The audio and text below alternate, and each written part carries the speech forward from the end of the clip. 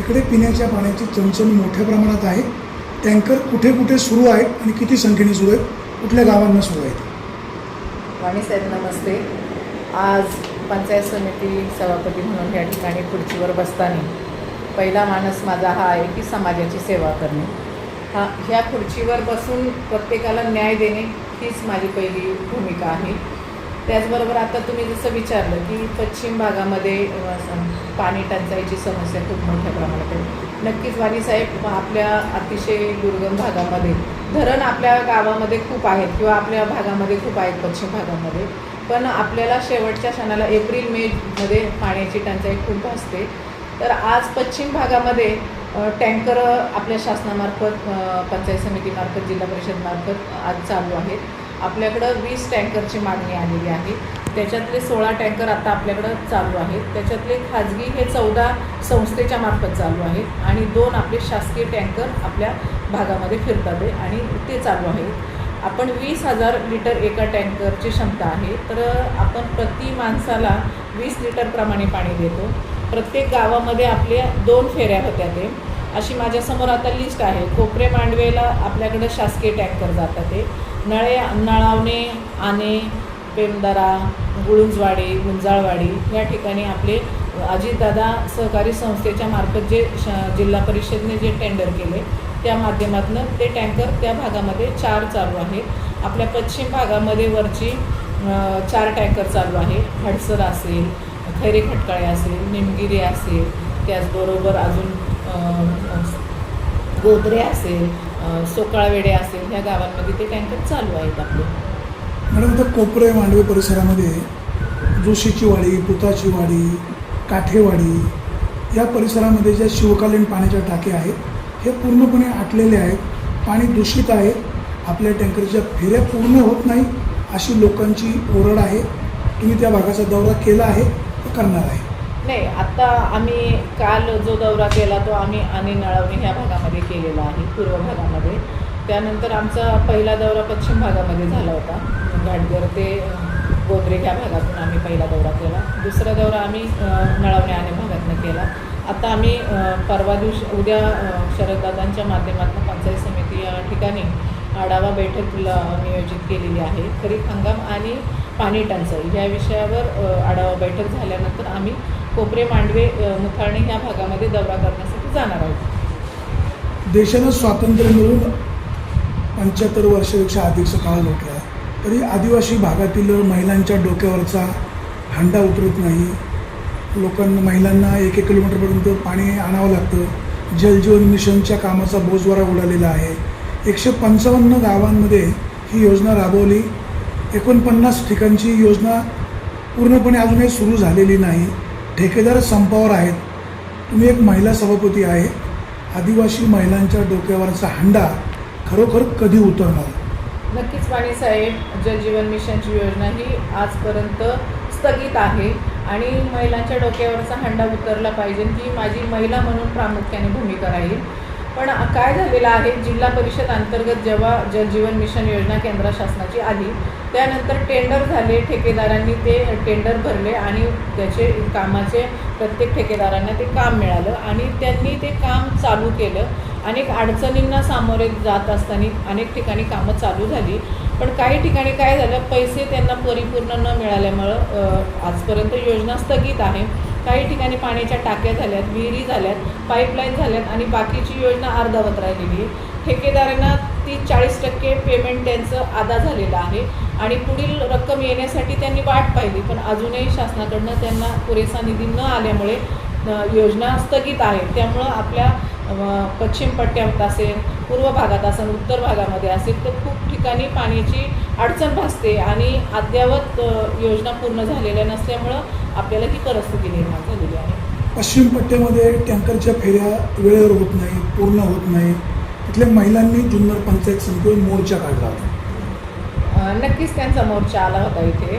पण काय झाले, फेऱ्या पूर्ण नाही झाल्यामुळं काय झालं, आपल्याकडं ढोळे म्हणून ठेकेदार आहेत, बारामतीचे ते ठेकेदार आहेत. त्यांनी आपल्या जिल्हा परिषदचं पूर्ण टेंडर त्यांना मिळालेलं आहे आणि पेट्रोलचा प्रॉब्लेम मध्यंतरी झाल्यामुळे त्यांना पेट्रोल पंपावाल्यांनी पेट्रोल वेळेवर न दिल्यामुळं डिझेल पेट्रोल वेळेवर न दिल्यामुळं त्यांच्या फेऱ्या कमी प्रमाणात होत होत्या आणि डिझेल नसेल तर वरच्या भागामध्ये ते जाऊ शकणार नाही आणि ते डिझेलच्या प्रॉब्लेममुळं मग थोडा लेट होत होता किंवा दिवसा 8 टँकर जायला लागले किंवा सकाळी टँकर जाणारा दुपारी जात होता. महिला वर्ग बरेचसा कामासाठी बाहेर जात असतो, त्यामुळे त्या महिला उपस्थित नसल्यामुळे त्यांना पाणी मिळत नव्हते. त्यांचा आक्रोश निर्माण झाला. पंचायत समितीमध्ये त्यांनी जेव्हा इथं हंडा मोर्चा आणला तेव्हा शरददादा, आपल्या तालुक्याचे आमदार शरददादा सोनवणे यांना मी फोन केला आणि त्यांना वस्तुस्थिती सांगितली, आत्ताची परिस्थिती सांगितली की दादा टँकर वेळेवर आपल्या भागामध्ये पोचत नाही आहे, त्यांना काही अडचणी येतात आहे, तर आपल्याला तुमच्या माध्यमातून पाण्याचा प्रश्न सोडवावा लागेल. तर शरददादांनी 2 दिवसापूर्वी आधीच आम्हाला सांगितलं होतं की आपण स्वतःच्या स्वखर्चाने टँकर त्या गावामध्ये उपलब्ध करू जिथं जिथं अडचण आहे. त्यासाठी मी अग्रेसर आहे की तुम्ही त्याची माहिती घेऊन मला कळवा. तर निमगिरी या ठिकाणी दादांनी त्यांच्या माध्यमातून सकाळी 7 वाजता शब्द दिल्याप्रमाणे दुसऱ्या दिवशी टँकर चालू झाला आणि तिथल्या महिलांच्या समस्या दूर झाल्या. निमगिरी येथे शासनाच्या टँकरला डिझेल मिळत नाही असं तुम्ही म्हणताय. हो. आमदारांच्या टँकरला डिझेल कसं मिळतं? नाही, आता ते त्यांनी वैयक्तिक स्वखर्चातनं करतात. ते शेवटी डिझेल घेण्यासाठी पेट्रोल पंपावरती गेल्यानंतर त्यांना रक्कम पहिली दिली पाहिजे. 8-15 दिवस त्यांच्या मागचे डिझेलची बिलं थकीत आहेत आणि 8-15 दिवस सलग जर डिझेल आपल्याला पेट्रोल म्हणजे मिळतं आहे डिझेल, तर आपल्याला ते वारंवार कोणी देणार नाही ना सारखं, म्हणजे अनेक अडचणी निर्माण होणार. त्यांची समस्या होती अशी की पेट्रोल पंपावाल्यांची की तुम्ही आम्हाला आधी रक्कम अदा करा आणि नंतर तुम्ही पुढील 15 दिवसाचं रेग्युलर डिझेल भरून द्या. आता पेमदरा, वरोंडी, शिंदेवाडी, नळावणे, भोसलेवाडी या परिसरामध्ये पिण्याच्या पाण्याबरोबर जनावरांच्या पिण्याच्या पाण्याची समस्या देखील भेडसावू लागलेली आहे. हिरवा चाऱ्याचाही समस्या निर्माण झालेली आहे. जनावरांना पिण्याचं पाणी उपलब्ध व्हावं यासाठी काही नियोजन झालेलं आहे का? हो, नक्कीच. आम्ही काल आणे, शिंदेवाडी, पेमदरा ह्या ग्रामपंचायतीला दौरा केला. त्यानंतर तिथल्या ग्रामस्थांची भेट घेतली. तर आणेच्या लोकांची मागणी आहे की आमच्या जनावरांना, आता आमच्याकडे जी एक विहीर होती ती पूर्णपणे त्याचा स्रोत संपलेला आहे, पूर्णपणे पाणी संपलेलं आहे. 2 बोरवेल त्यांच्याकडे होत्या, तिथून त्यांना जनावरांसाठी पाणी मिळत होतं. पण आता तीव्र उन्हाळा असल्यामुळं आता त्यांचं पाणी खूप कमी प्रमाणात झालेलं आहे. तर त्यांनी काल आम्हाला सांगितलं की आम्ही उद्या जनावरांच्या मागणीसाठी प्रस्ताव पंचायत समितीला सादर करतो. तुम्ही आता एक महिला सभापती आहात, प्रशासनाकडून कशा प्रकारे सहकार्य मिळते? नाही, प्रशासनाकडून सहकार्य म्हणण्यापेक्षा आपण पण प्रशासनाला मदत केली पाहिजे आणि प्रशासन आपल्याबरोबर ठेवल्यानंतरच आपण दोन्ही पण काम सुरळीत करू शकू असं मला वाटतं. आता मॅडम एक शेवटचा राजकीय प्रश्न, तुम्ही राष्ट्रवादी काँग्रेसमध्ये होतात, तुम्ही शिवसेनेमध्ये आलात, सभापती झालात, काय रमलात का करमत नाही? नाही, रमले नक्कीच.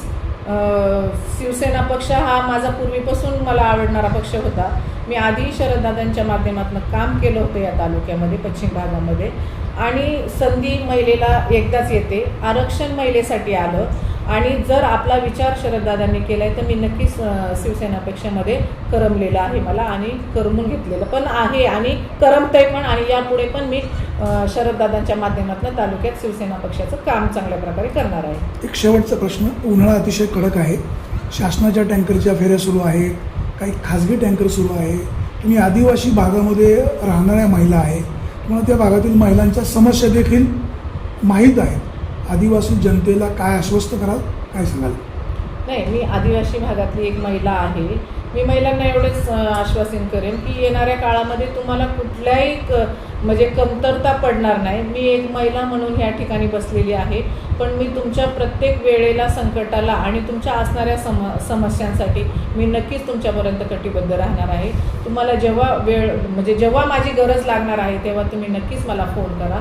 पंचायत समितीमध्ये या, तुमचा आदर मान ठेवला जाईल. तुमच्या असणाऱ्या समस्या, तुमच्यावर येणारे संकट यासाठी मी कटिबद्ध आहे पंचायत समितीच्या. माणिकडोह धरणामध्ये पाण्याचा साठा अवघा 7% आहे. धरणाच्या मागच्या बाजूला बेकायदेशीर उत्खनन मातीचं होतं. वास्तविक धरणामध्ये जर माती काढली तर भविष्यकाळामध्ये पाणी त्या ठिकाणी साठणार आहे, परंतु मातीची चोरी होते अशी ओरड होते. तुम्ही उपाय काय सुचवाल? नाही, नक्कीच मातीचे उत्खनन होतं आहे, पण ते केलं पण पाहिजे गरजेचं. आपल्याला पाणीसाठा जर वाढवायचा असेल तर आपण नक्कीच माती उपसा धरणातला केला पाहिजे. जेव्हा आपलं खोलीकरण वाढेल तेव्हाच आपला पाणीसाठा जास्त क्षमतेने वाढला जाईल.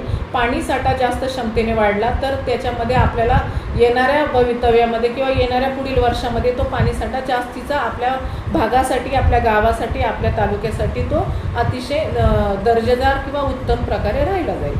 शासनाची अनुमती नाही माती काढायला, असं असतानाही जर मातीचं उत्खनन होत असेल तर शासनाने परवानगी द्यायला हवी.